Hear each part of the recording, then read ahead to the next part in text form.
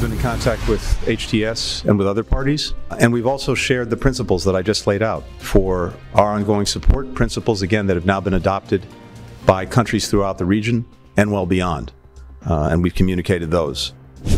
Nagbahagi ng kanilang prinsipyo ang Estados Unidos para sa patuloy na pagbibigay ng tulong at suporta sa Syria.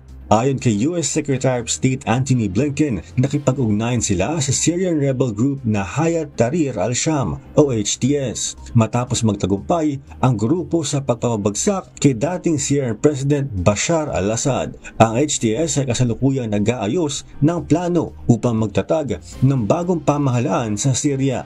Sa isang joint statement mula sa US, Turkey, European Union at Arab countries, nanawagan sila ng mapayapang pamumuno sa Syria. Ipinunto rin ang paggalang sa karapatan ng kababaihan at mga minorya at ang pagpapalakas ng hakbang upang pigilan ang muling pag-uspong ng teroristang grupo. Ayon kay Blinken, ang paglipat sa pamumuno ng Syria ay dapat Syrian-led at Syrian-owned. Kailangan din itong magbunga ng inklusibo at hindi relihiyosong pamahalaan. Our message to the Syrian people is this: we want them to succeed, and we're prepared to help them do so.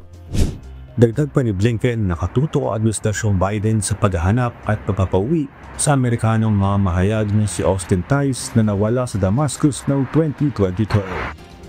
Samantala, nagpapatuloy ang pangamba ng Israel sa mga extremist groups, kaya naglunsad ito ng airstrikes sa mga Syrian weapon depots at air defenses ngayong linggo, ayon sa Syrian Observatory for Human Rights. Clyde Sinca, UNTV News sa Rescue USA. Diyos ang aming sandigan, serbisyo publiko ang aming pinahalagahan.